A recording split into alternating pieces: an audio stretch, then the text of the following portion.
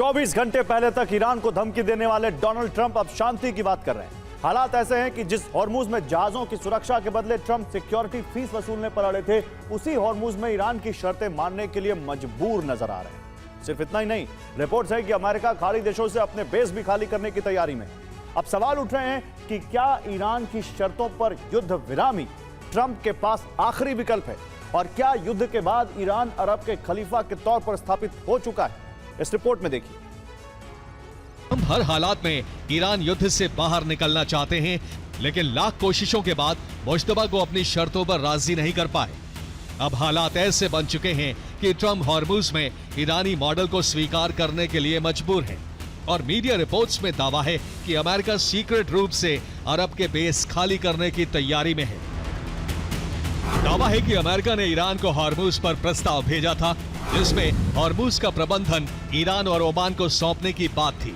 इसके लिए एक खास प्लान बनाया गया, जिसे ईरान ने खारिज कर दिया है। ईरान ने साफ कहा है कि हॉर्मुज सिर्फ ईरान की मर्जी से खुलेगा, और रूट भी ईरान खुद ओमान के साथ मिलकर तय करेगा। और युद्ध शुरू होने के बाद हॉर्मुज में जहाजों के गुजरने के लिए दो अलग अलग रूट बनाए गए। पहला रूट ईरान के पास से गुजरता है, जिसमें दो लेन है, एक हॉर्मुज में प्रवेश के लिए और दूसरा हॉर्मुज से एग्जिट के लिए। ठीक इसी तरफ अमेरिका ने हॉर्मुज के दक्षिणी छोर पर एक रूट तैयार किया है, जो ओमान के पास से गुजरता है। ट्रंप का प्लान था कि ईरान को हॉर्मुज में प्रवेश करने वाले जहाजों का कंट्रोल दिया जाएगा, यानी हॉर्मुज में जहाजों की एंट्री ईरानी जल क्षेत्र से होगी, जबकि जहाज बाहर ओमान के जल क्षेत्र वाले रूट से होकर निकलेंगे। लेकिन ईरान ने ट्रंप के प्लान को खारिज कर दिया है। वो ट्रंप के प्लान को स्वीकार करने के लिए तैयार नहीं। ईरान हॉर्मुज से सिर्फ एक सिंगल मार्ग बनाने की तैयारी में है। यह नया मार्ग ना तो हॉर्मुज के उत्तर में होगा और ना ही दक्षिणी मार्ग पर होगा। इसे ईरान ओमान के बीचों बीच बनाया जाएगा, इस इलाके में जहां हॉर्मुज का सबसे गहरा जल क्षेत्र मौजूद है। लेकिन इस मार्ग से गुजरने के लिए सिर्फ एक ही लेन तैयार की जाएगी, जिससे एक वक्त पर एक दिशा से सिर्फ एक ही जहाज गुजर सकेगा। इसमें प्रवेश से पहले ईरान और ओमान की इजाजत लेनी होगी। लेकिन खास बात है कि इस लेन की सुरक्षा का पूरा जिम्मा ईरान अपने पास रखेगा। इसमें ओमान की कोई दखलंदाजी नहीं होगी।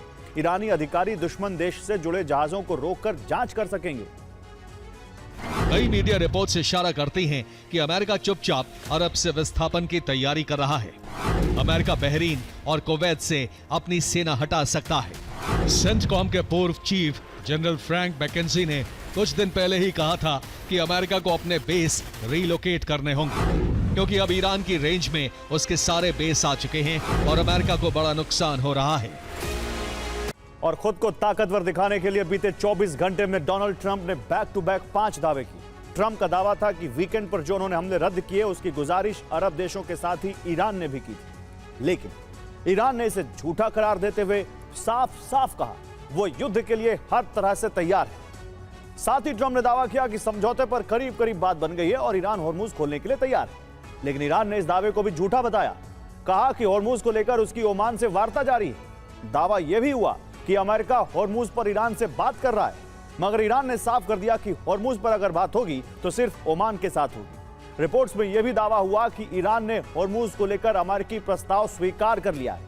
लेकिन ईरानी विदेश मंत्री ने ट्रंप के दावों को झूठा बताया और कहा कि ईरान में इस प्रस्ताव को खारिज कर दिया है। नई लेन पर ओमान से चर्चा जारी है।